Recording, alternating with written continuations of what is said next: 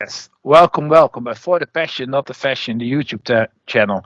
I'm here with Kevin Wynn, original founding bass player of Tysondog from Newcastle, originally, right? Yes, that's good. Yeah. Okay, cool. Hey, Kevin, welcome. Good evening. Good evening. How you doing, Marco? Good to see you. Yeah, great to see you as well.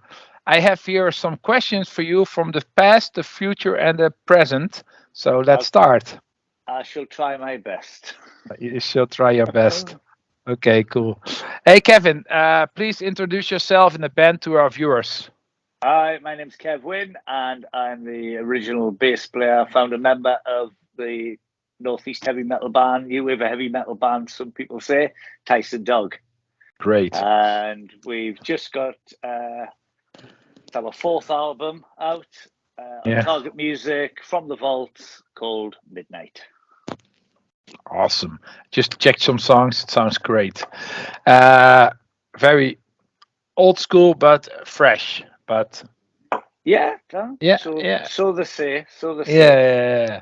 yeah. You were in a band called Or Christ, but do say it right? Yeah, my English is not No, perfect like no. Do yours. you know what it is? It's because it was pronounced Orchrist, but everyone used to say exactly what you, which was oh Christ. Yeah. So it wasn't. It was really like our first band, really. Do you know what I mean? It In was 82, right? In 82.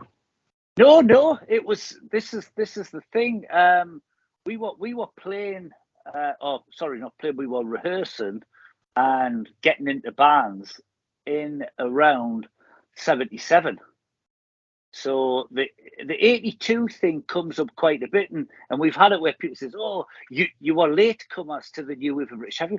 We weren't latecomers. We were gigging in and around about 1980, I think. We Okay. started 77. We were all about 16.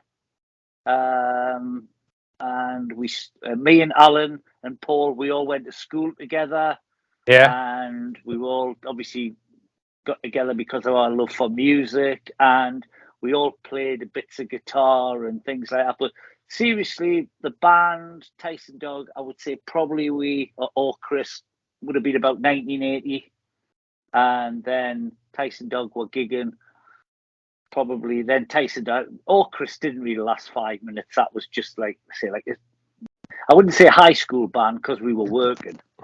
But Tysondog was probably in around 1980, 81-ish when we were gigging around about that time. And it just took a long time to get to persuade Neat Records to put the single out. That's why it didn't come out till 1982. But Hmm. for about 2 years, we were on to Neat Records to give us a deal. Like many bands in those days, there were Neat Records was the yeah. Yeah, They had many bands in those days. yeah, that's the thing that they were signing bands. I remember one of the bands, strangely enough, on the label that we're involved with now, Hmm. a Danish band called Annihilator. Not Annihilator, Artillery. Artillery from Artillery. Denmark. From Yeah, Denmark. and they'd give Artillery a record deal, and they'd give and other bands from outside the area, obviously like Jaguar from Bristol and Yeah. Bitches Sin, I think we're from Leicester or wherever. And we were so we're banging on the door saying we literally live in Wallsend where the studio and the record label is, but you won't come and see us. You won't come and see the band. And eventually, with a lot of general general persuasion, like probably threats of violence towards them. Mm. Not physical violence, but Yeah. so yeah, we eventually got You the were fed up with that. You were fed up by the ignoring of the label. yeah. But to be fair, if we're honest, because the first single, "Eat the Rich," Mm. the original band, me, Alan, and Paul used to share the vocals, and while we were okay, we weren't the finished product. And then, fortunately, we managed to find Clutch. So we managed to find him and persuade him to come and join us. Okay. Um, but even then, Clutch had a bit of a reputation. He was a bit of a petty criminal, and The guy. The singer out of Tysondog. Yeah. He was a lovely guy. Yeah. But he also come with some baggage, let's say. So he used to get involved in fights and a bit of burglary. Old school Newcastle hooligan. Oh yeah. Not a football hooligan, but he just was a hooligan in general. Yeah, he just used to do stupid things. Like he had his previous band. Him and the bass player got into an argument, and Clutch went and got a drill and decided to put holes through the guy's bass. Drilled holes through his bass. Really? Wow. Yeah, and so he had, even going back then, the guy turned up at the rehearsal with a bottle of vodka in one pocket and a bottle of whiskey in the other pocket. So we should have known then. Yeah, I had a question later for craziest stories, but you already tell already some crazy stories. But maybe we can continue.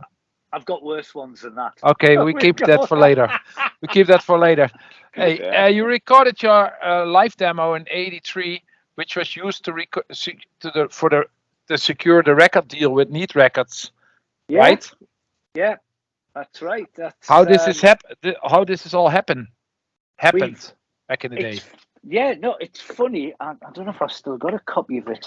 Excuse me. This is my sort of office here. I see all Tysondog things. I've got Blast from the past. Yeah, Blast from the past. I've got all sorts here.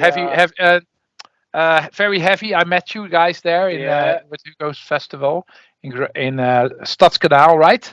That's right. Yeah. Yeah, so I saw it. Yeah, cool. So Tysondog. Yeah. I've got all sorts here, so I'm a bit of a collector, as you can appreciate. Awesome. Even so, I just bought the Tysondog albums from Brazil. Even though really? Classic metal series, right? Yeah, it's from Rock Brigade. Oh, Rock Brigade. No, okay, Rock Brigade. Really good, proper, big, thick. Yeah, looks cool. Yeah, I've got lots of posters in. I thought I might have. Yeah, we done a live demo. From a gig up in Newcastle, and we put about 4 songs on that and sent it into Neat because they wouldn't come and see us, like I said earlier.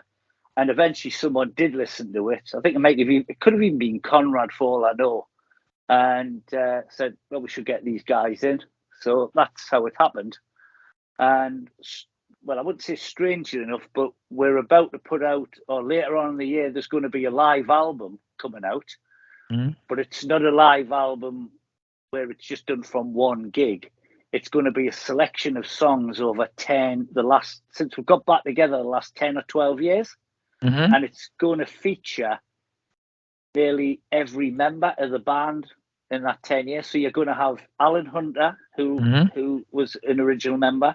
You're going to have a couple of songs from, you'll have heard of Brofest up in Newcastle. Yeah, I was there too in Newcastle. Yeah, so we've got a couple of songs on Brofest, which features Alan. Yeah. We've got a couple of songs from a gig in Belgium. I don't know which one it was. But I was at Very Heavy, Brofest, Blast from the Past, Keep It True. I was at several festivals. I saw you several times.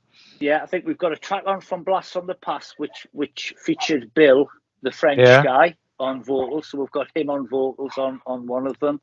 And so we've got Rob Walker, who was our drummer. He plays on a couple of songs. Alan Hunter, we've got Bill. And when we do this gig in Newcastle in a few weeks' time, we're doing we're going to record one of the songs with Alan Ross singing.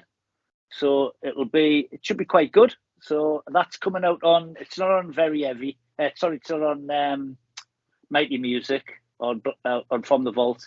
It's coming out on a quite a historical label called Demolition Records from Newcastle. Okay.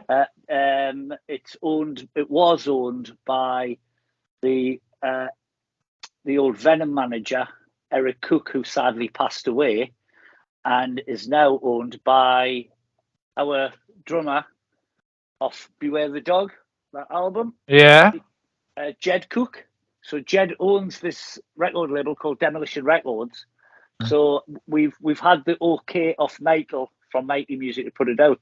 So it's really come a full circle. So we started off, the guy who recorded the demo tape for us was a guy called Stu Keeble. Now Stu then does all the sound for Brofest.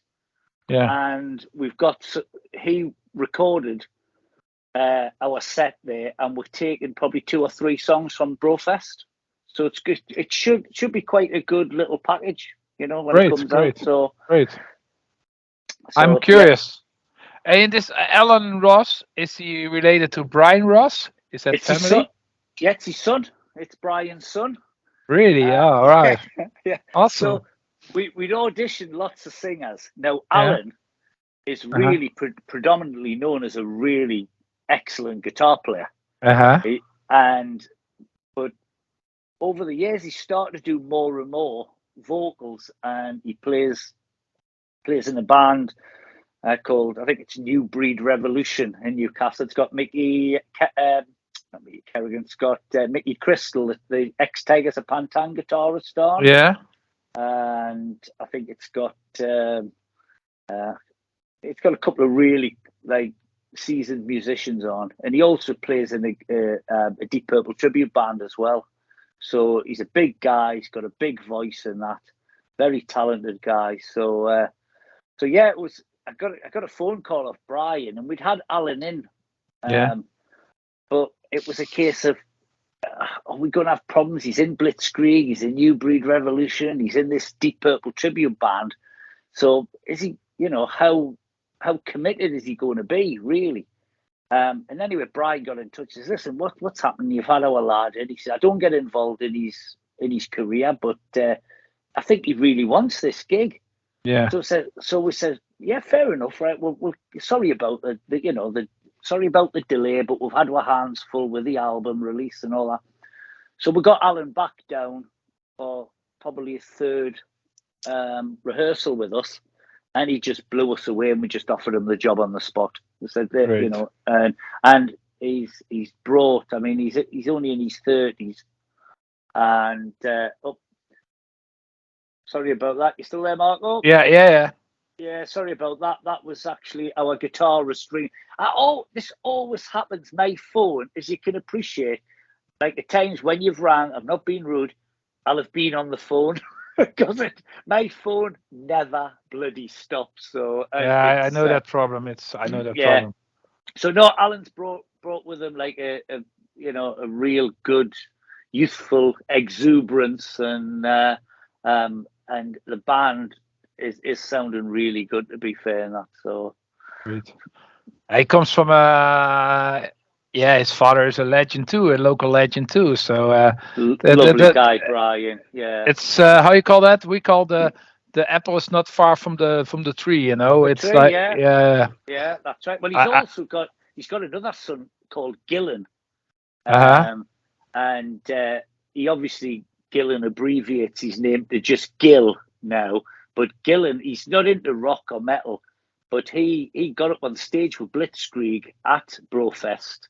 On one of their performances at Brofest, and did a song, and he's another one. He's got a fantastic voice as well, Gillen. So, we're really chuffed to have him in the band. He looks the part, and so fingers crossed. We're already, we must have about 7 or 8 songs for the next album. So he's already starting to learn the songs for the next album. So. Because you recently released your most recent re-release is just from this year. Yeah, Midnight. Yes, Midnight. Yeah. What can you tell us about this? About this new release? Midnight was recorded in 2019. Okay, but delayed. The delay with the pandemic. Yeah. And everything that went on in the mad world. So, and in the meantime, Clutch returned to sing on the album. He wanted to rejoin the band.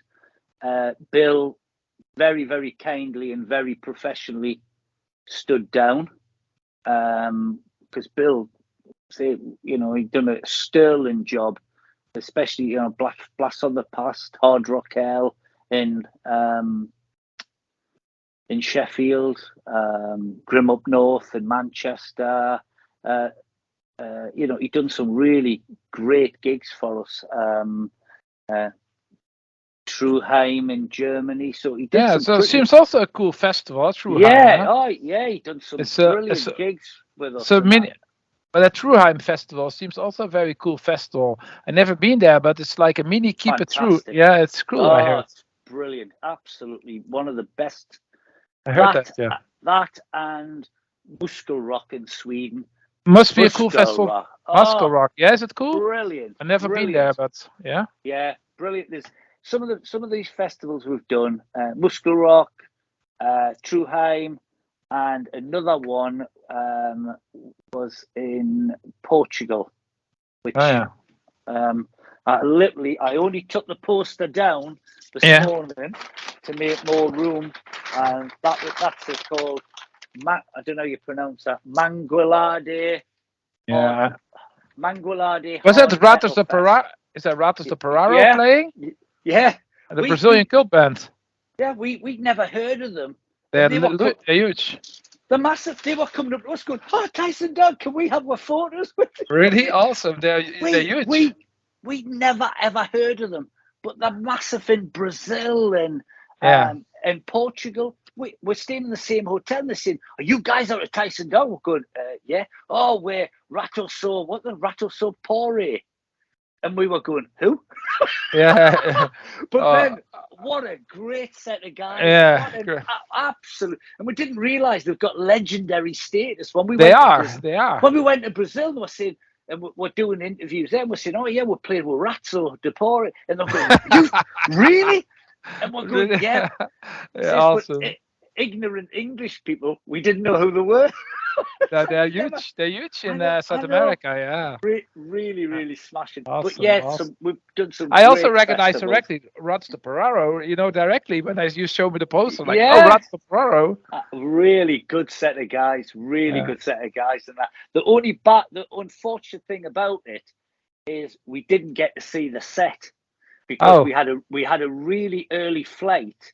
I mean, where the festival was, we were staying in Porto, and it was about 2 hours away, and we had a really, really early flight. So, we obviously we'd done our set. We stayed around for a bit, signed some autographs, done some interviews, met a few people. They'd put us up in a beautiful big hotel there, really nice, big posh hotel. Yeah. And we did, outdoor swimming pool and everything. We didn't even have a chance to sleep in the room.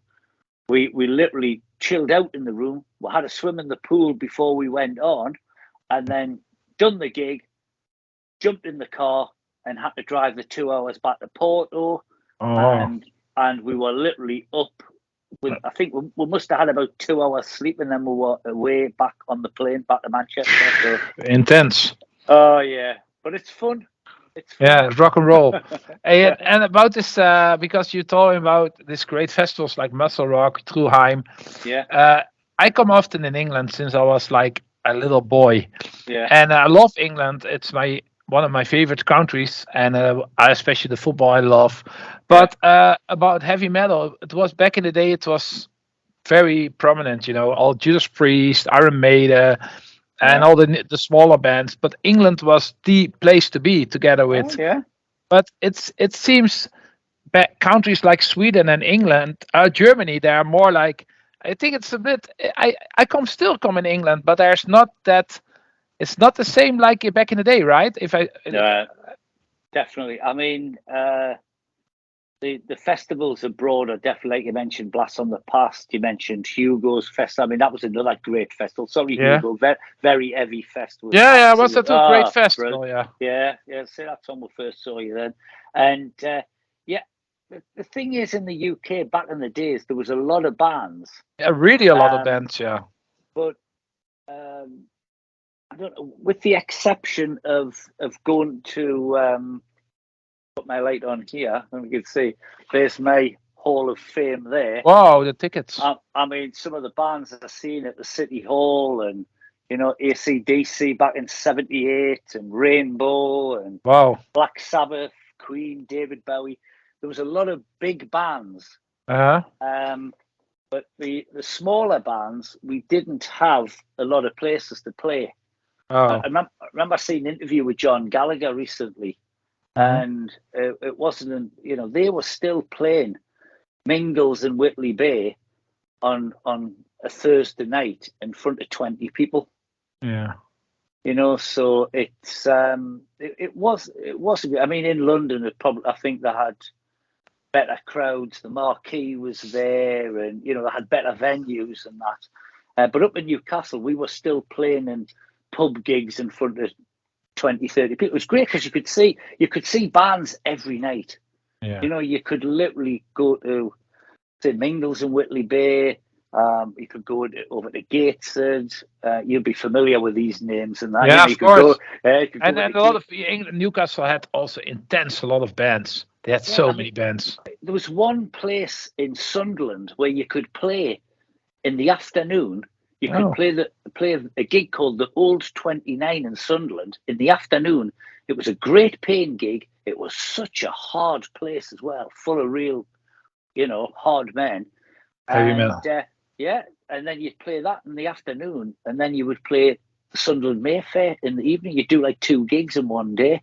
You know, you could do that. So it was good, but we tended to find in Tysondog we were better if we went outside the area. So we spent a lot of time playing up in Scotland. There was some very good gigs up in Scotland, and then we'd go down to London and play gigs like the Royal Standard in Walthamstow. You know, so yeah, nowadays England, you're right. There's not many venues. No, there is some clubs, but there's always when there's not that. I don't want to be negative about England because I love England. Yeah. But if you see Germany or Sweden, there's Holland is also not that like that. But yeah, Holland. We have that. Yeah, Holland's good. Yeah, Holland is good, but we are not. The traditional metal scene is not that big. We have festivals like Heavy Metal Maniacs or Very Heavy, but in general, it's not that big. But I think that's the same in England. In England, they are a lot of modernized. You know, it's more modernized. And in Germany and Portugal, Brazil, Sweden, they stick more to the old school. I think those countries. Yeah. I think so. Mean, Trillions. Did you go into Trillions when you were in Newcastle? I mean, did you venture into Trillions Rock Bar? I went to one place and I saw that you go down the stairs to it on just off Northumberland Street called Trillions. That's a very, very brilliant venue. Yeah.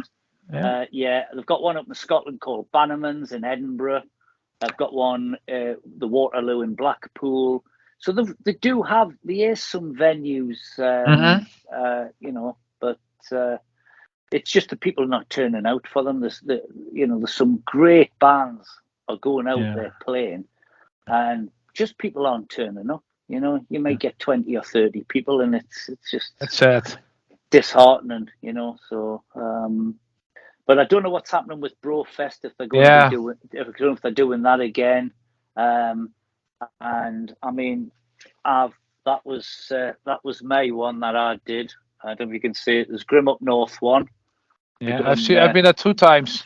I've been 2 times at Brofest. 2 times. Yeah, I'm doing that Grim Up North and the other Grim Up North up there, and I'm hoping we can get that again. But unfortunately, the venue where I used to do Grim Up North has closed down now. So it's unfortunate that we're still trying to find a venue to put it on again, and I'm hoping to do it again in 2023. But like you said, the majority of people that come to that festival are from Holland, Belgium, Germany, I know, France. I know, that's from everywhere, and not English people so much. Stuart and what was the other guy? Stuart and there were 2 guys who organized the festival.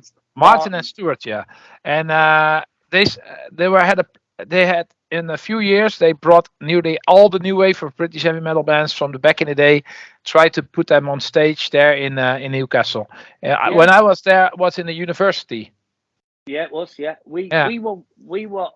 I mean, we had, well, not me personally, but one of the band had a bit of a falling out with them. But you know, that's it's not from my side of it.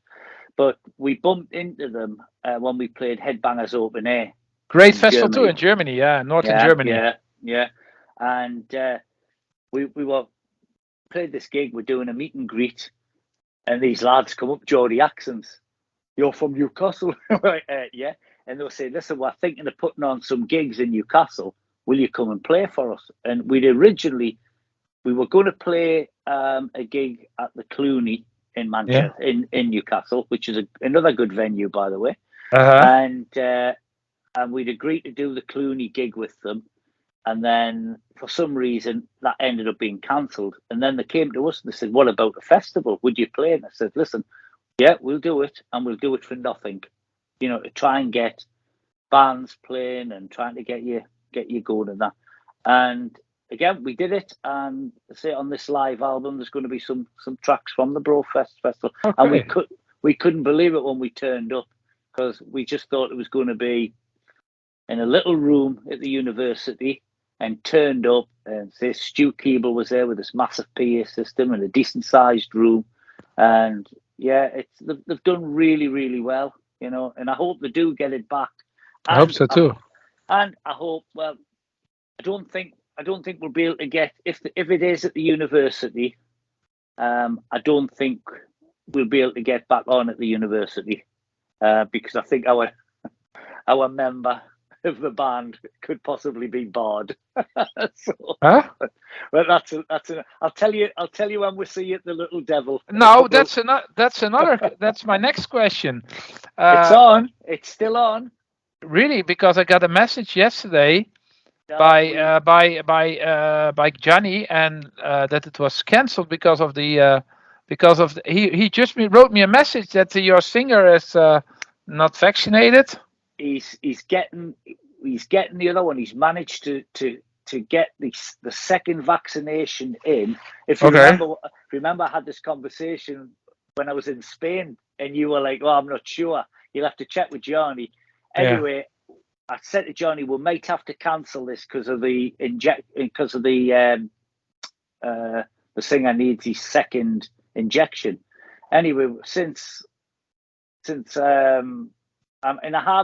I have emailed Johnny back, and I've told him it's okay, we're good to go. He gets his second injection on the 25th of May, so we'll be fine. So we'll start pushing it. Now we know that things are calming down.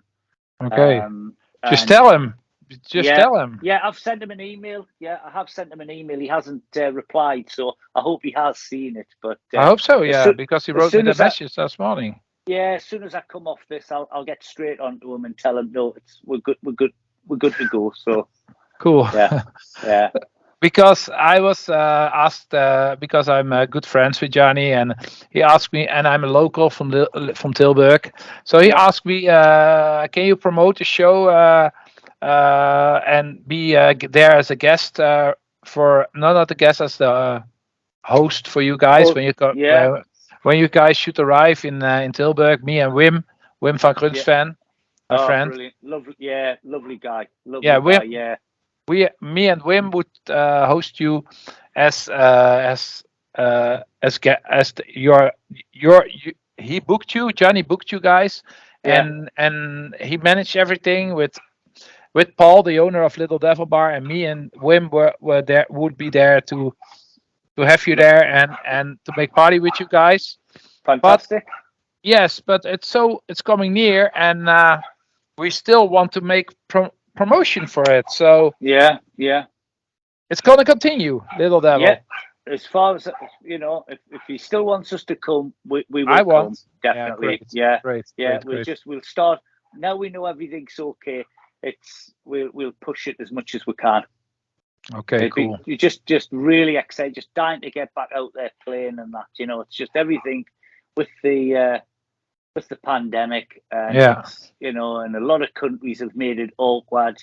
So I still think we might still have some trouble getting over there, because we've got to come through France, Yeah. You know, into France, Belgium, into Holland. So I don't think it'd be too much problems. But I think it'll still, you know, we still have to do our best to get there and that. So, but no, we'll push it as much as you want, mate. Yeah. Oh, because Jenny asked me to already start with the promotion, but I said nothing is quite sure. Everything is unsecured still, and with I'm also working on a support act for that evening, but that was also not settled yet. So I really hope we can have everything in boxes, you know, in boxes, everything ready, so we can start put the show up and try to bring everyone to Little Devil in. Hope so. It's great. It's a great venue. It's a great venue. Yeah, I love it. It's nice. It's nice and compact and bijou and sweaty. Like a little pub. It's like British, you know, like home, like a small metal pub, you know, like good beers, good metal, good atmosphere, nice people, great. Yeah, excellent. Yeah, we'll look forward to it and that. So awesome. Hey, and kijken, now I have to go back because I have to.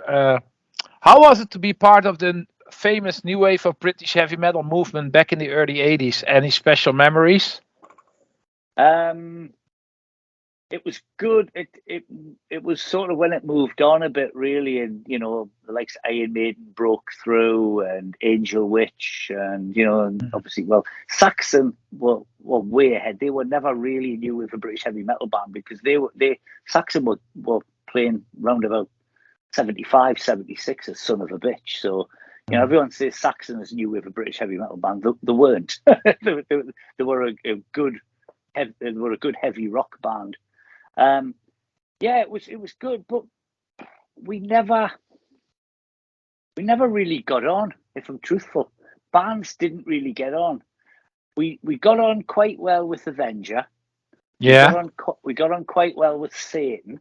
Yeah, but other bands, they used to go around. You put a poster up advertising your gig, and they would go and pull it down or put their poster over it. Oh, there's a rivalry among definitely, yeah. Definitely, really? Oh, that's never cool. That's not cool.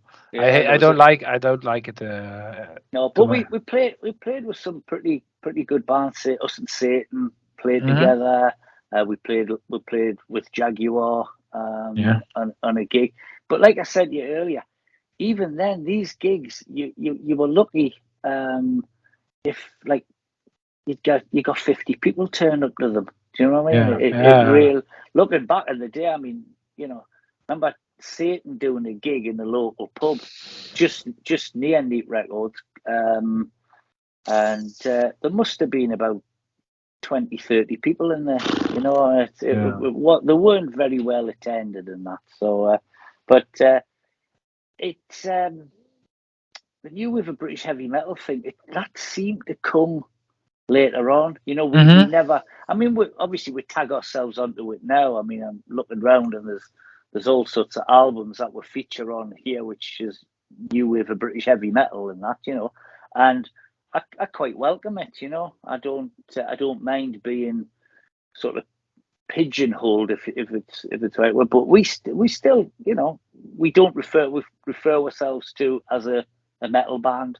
You know, we were always a metal heavy rock metal band. You know, and we never wrote songs to say, oh, does this sound like new with a British? Because I don't think new with a British heavy metal is a sound. I think it's a genre of groups. You know, so there's no way Avenger sound like Tysondog, and there's no way Tysondog sound like Satan. There's no way Satan sound like the Tigers of Pantan. I'm just using my friend's band as an example. You know, there's no way Tigers of Pantan sound like bloody Venom. Do you know what I mean? So it's no one could actually say that new with a British heavy metal is a sound. You know, it was. But a movement. That's rather than a genre, a movement. Yeah. But I think it was just a lot of young kids frustrated young kids with not much of a future, looking for a way to maybe better themselves. So a lot of us were either on the dole, as it was called back then.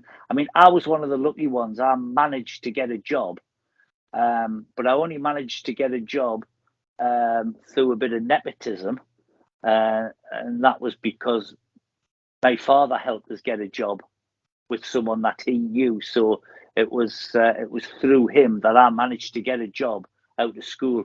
But when I left school, there was unless you were really, really clever, you went to university, or unless you were really, really clever, you managed to get a job in the post office or in the tax office, or if you wanted to get your hands dirty, you went down the shipyards, or you become something like an armature winder, who I still don't know what that means to this day, but a lot of my friends, but it was all to do with the shipbuilding industry. Yeah. And fortunately, I was more interested in the musical side of things, and I wanted an office job, so I could basically use the telephone, use a fax machine to book gigs, and so I used to stay back late at night at my office, the company I worked for, and ring people like Andre Verhoeven from Aardschok magazine, yeah, Dynamo. Yeah, never off the phone to Andre, and a lady called Daniela de Graaf, who worked for a few of the fanzines back in the day, and that, and there was lots. I was constantly using the phone or the fax machine, to send stuff over, and so I think the music side of it, a lot of bands were doing it just because of Thatcher's Britain. Not that we're a political band, but there was no work, there was no money, and we literally had to get ourselves second-hand guitars off markets. In fact, this is the only thing I could afford was that guitar there, which was a real piece of crap, but I've still kept it. Of course, it's a grand copy of a Paul McCartney type bass, but that's all I could afford. That's all I could get, and it wasn't until later on when I managed to get this one here, that one there, which is an Ibanez Blazer bass, which I paid £117 for, which is not a lot of money now. No. But then it took me 2 or 3 years. I get you. I had to buy, so we didn't have a lot of money, Yeah. And but that was the thing with bands. You speak to many other bands round about that era, and they'll probably tell you the same thing. Yeah. They used to have to either get guitars, like, and pay off weekly, or buy, rubbish guitars off markets, or buy second-hand gear and that. So it was pretty difficult in that, So it's just a shame there wasn't more bands from that movement that made it. When you think about, with the exception of Iron Maiden, no, Raven did okay, Venom did okay, Tigers of Pantang did okay, but not a lot of others. But the more biggest, like Judas Priest, Saxon, they are different compared to the, like what you say with Saxon, it's different. They were rock, yeah. I mean, Judas Priest were playing sort of psychedelic rock, like sort of off like the Rock and Roller album was. Heavy metal was more psychedelic, sort of glam type rock, and I mean, Grim Reaper's another one. Sorry, Steve. Oh yeah. I forgot. Steve's done very well. In fact, out of all of them, I just, every time I meet Steve, and I absolutely love him and Millie to bits. They're a lovely, lovely, genuine couple, and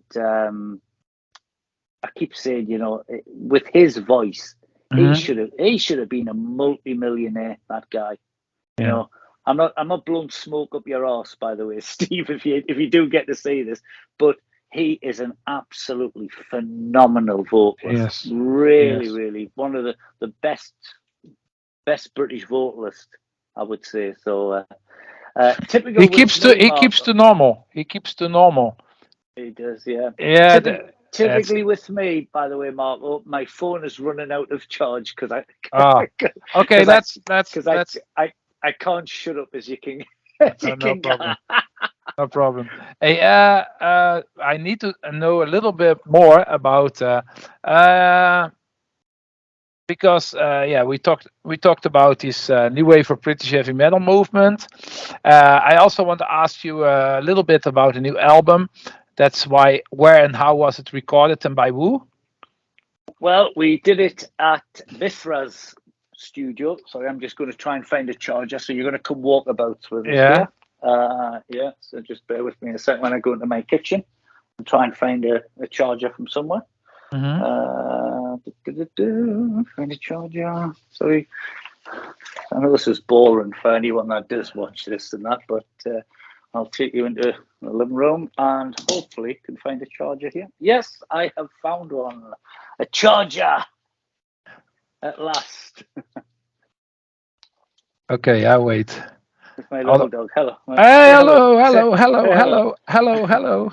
He's called Great. Charlie. He's called Charlie now. And hello, awesome, Charlie. Awesome. Right, I have you back. Yes. Right, so yeah, there's the new album. On LP also. And on a really nicely blood red vinyl. Oh wow! You bring them to Little Devil? Yeah, these will all be coming with us. So awesome! So awesome. We'll sort you out with one of them. So don't worry about that. That's our gift. Our gift to you. That's awesome. Then we make a video or review about it. No problem for our channel. Fantastic. Hey, I have many more questions, but let's stick. Let's go to the skip some, and we talk. If you, I have more questions, but I think it's really important because I'm afraid when we talk too long, the viewers already gone, because of, and I think it's really important to promote that show in Tilburg and the tour you're gonna play. Yeah, I think that's a really important thing. We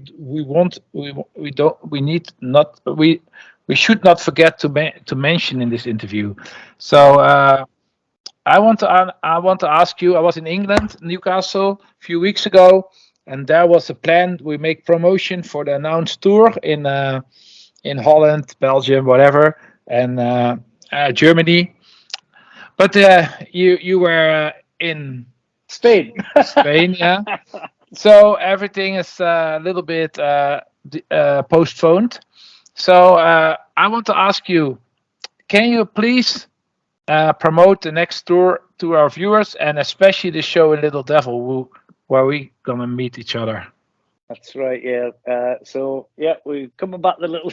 Sorry, I'm getting attacked by my dogs at the moment. So, no problem. Yeah, you'll have to remind us of the date. Is it the 4th or the 3rd? I can't remember now. What's the date? Yeah, of the I have to Devil check show? too. I have to check too, but it's on a Saturday, I think. Eh? Yeah, I'll have to check the calendar on that. But me too. I can always ring you back and you can do another. We can always do a proper one. Like wait, if you have 1 minute, I check. I'm fine. I'm checking the mail of Johnny. Hi Johnny, I'm gonna check your mail. Maybe he answered already. So yeah. No, but I try never to cut my interviews, because then it's the most natural way, It's like the people see really the real thing, and if a lot of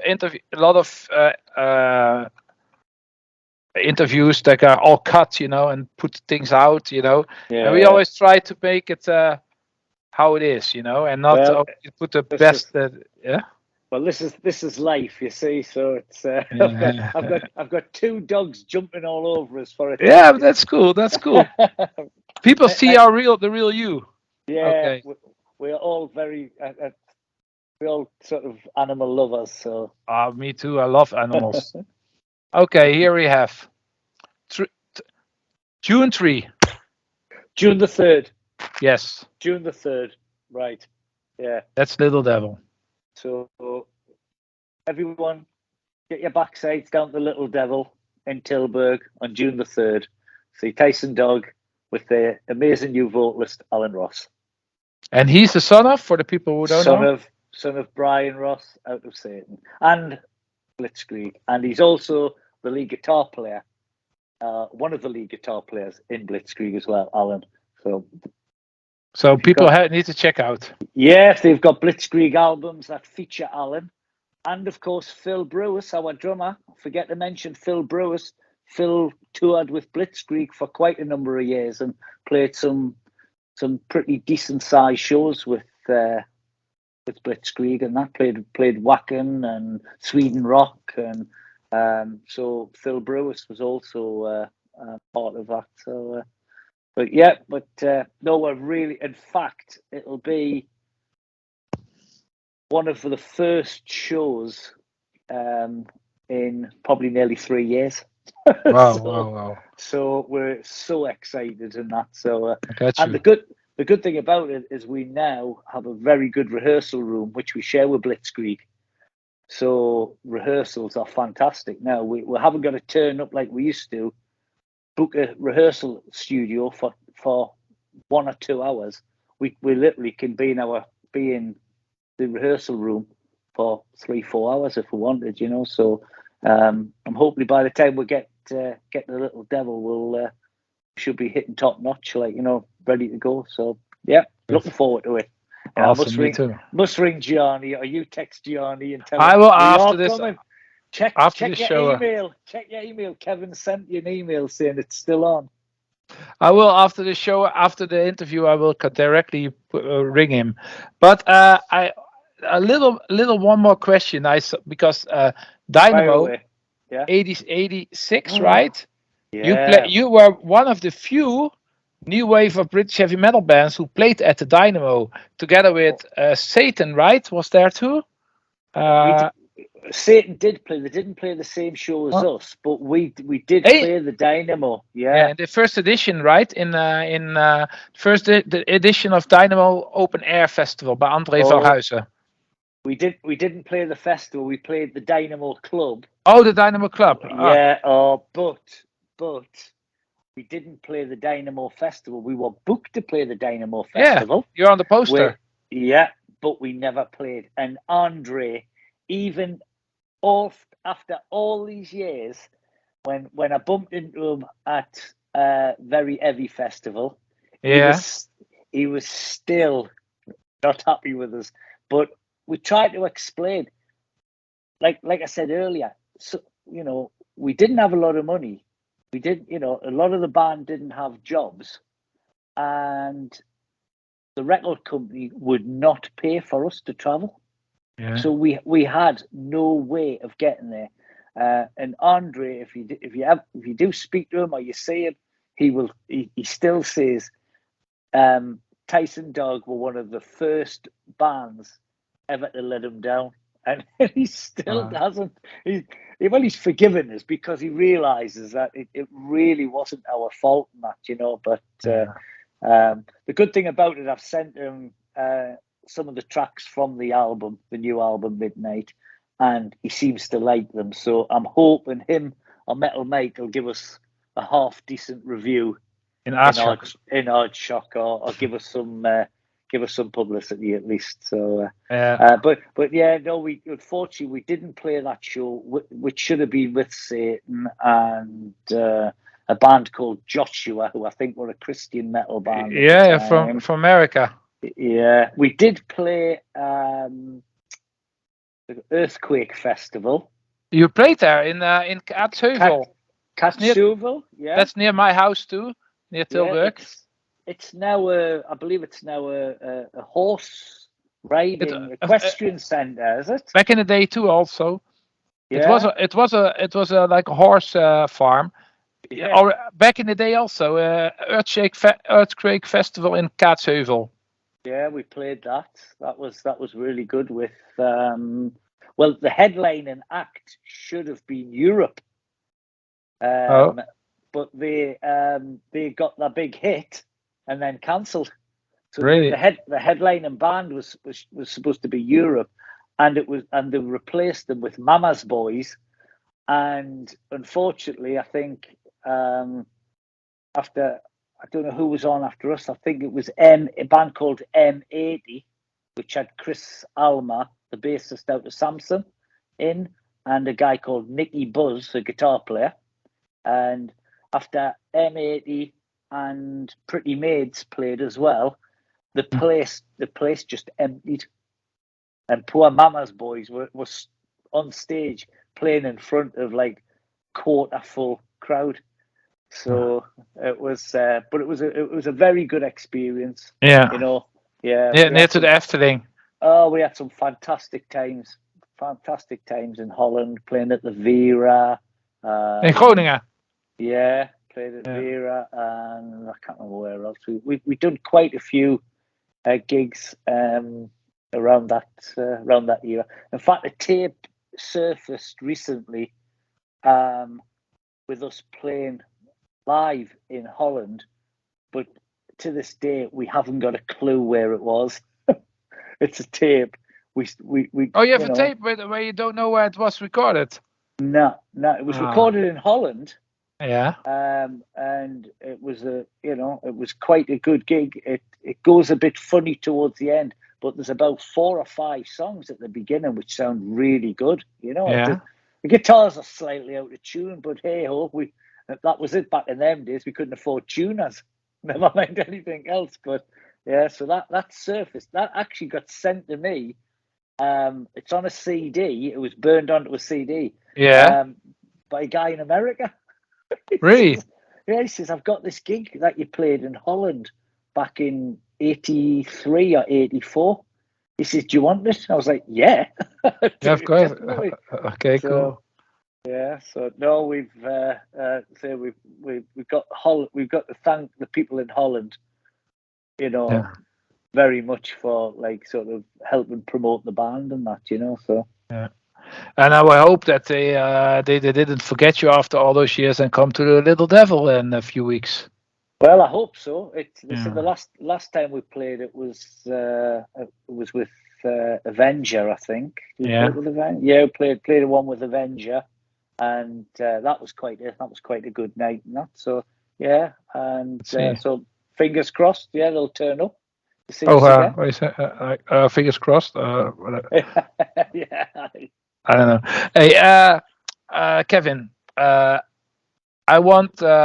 have more, but let's keep it by this, because otherwise, I think it's. I have more questions, but maybe I don't know if it's smart to do it. I think it's really important to promote the show for the last time. 3 of June, we're gonna see Tysondog in Little Devil. Please come all over and come bang your head like back in the old days. Heavy metal from England, from Newcastle. And Kevin, I really hope we can share some beers there. Definitely.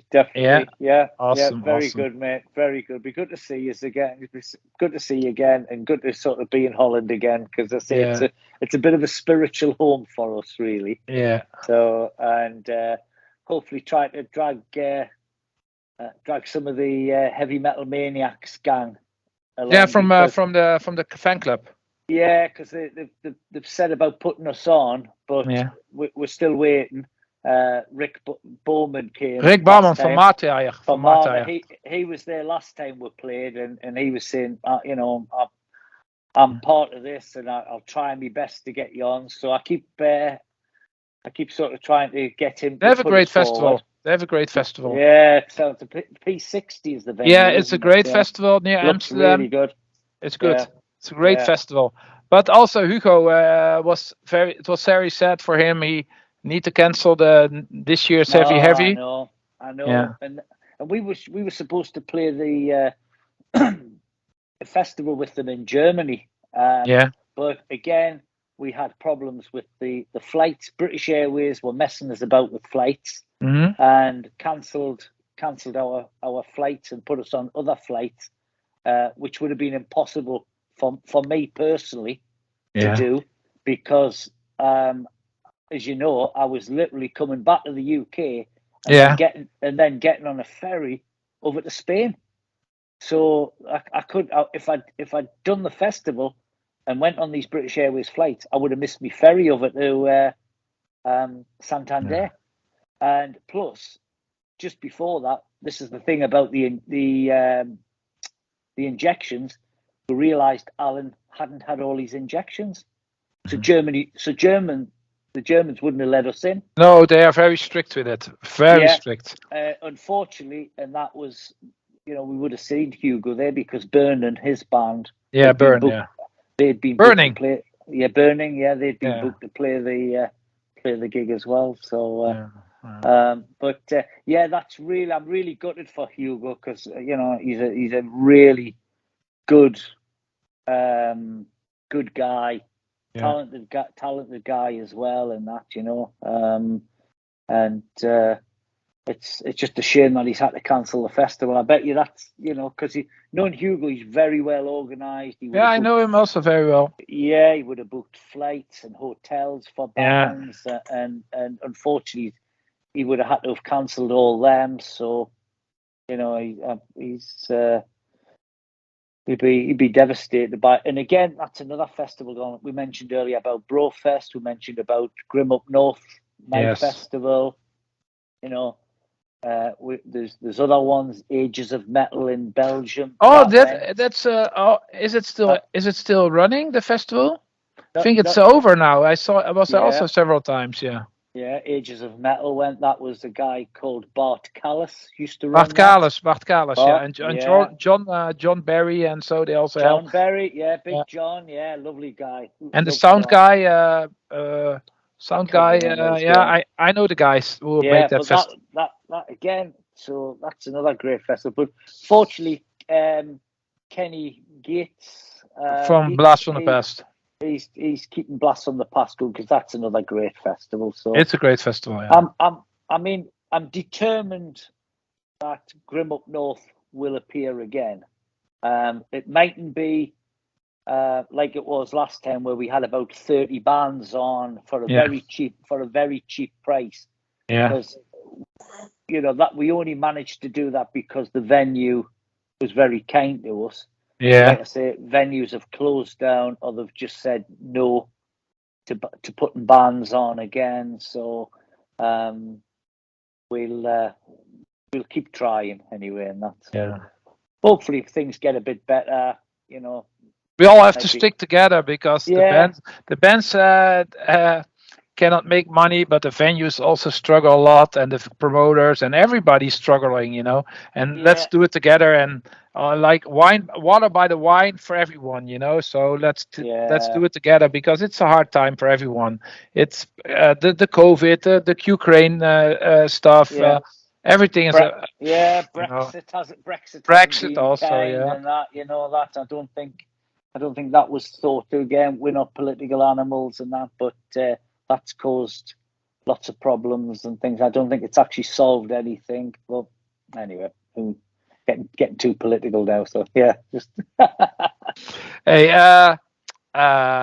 Kevin, it was a real pleasure to talk to you. I like to talk longer with you when we meet in the Little Devil with a good pint. Hertog Jan, they drink this day. Oh, I can make promo for on the internet, but they but they have good beer at Little Devil, and right.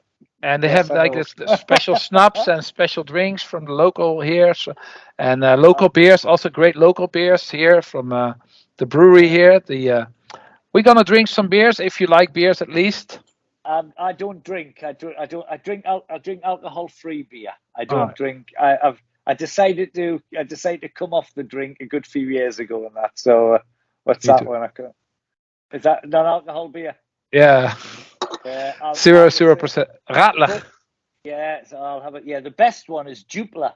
Belgian I love Jupiler. Belgian beer is great. Beautiful. It's sweet. It's sweet. Yeah. When they say when Kenny and his family come over to the UK, they usually bring us some Jupiler because you kind of get Jupiler in the UK and that. So I'll have to try some of the Dutch beer and that. So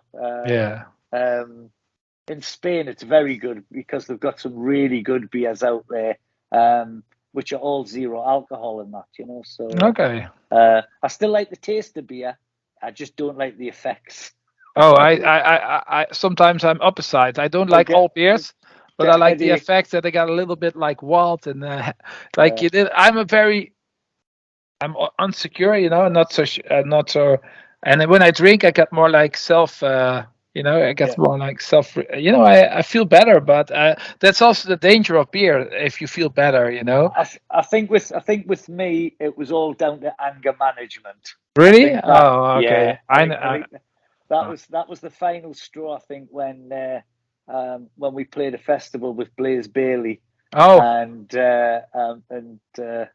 I sort of I had a bit. Let's say I had a bit of a falling out with them. was it the SOS festival? At the SOS festival, but Really? looking back on it though, and I mean, since then, I mean, I've had some good chats with Blaze, and I've held my hands up and apologised, but too much of that, Yeah. Along with at the time I'd damaged me back, Yeah. so I was on some really heavy duty painkillers, tramadols, which Yeah, I got you. So tramadols and drink, no. Jack Daniels, beers, tramadols, and I sort of I nearly attacked Blaze. Really?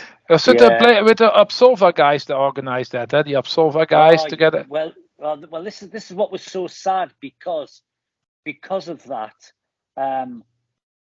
We God rest his soul, Wiz, done the Wiz Fest, and Wiz had to cancel us off the fest because otherwise Blaze wouldn't do the fest. The Wiz Fest is in Belgium, right? Yeah, and he's good friends with them.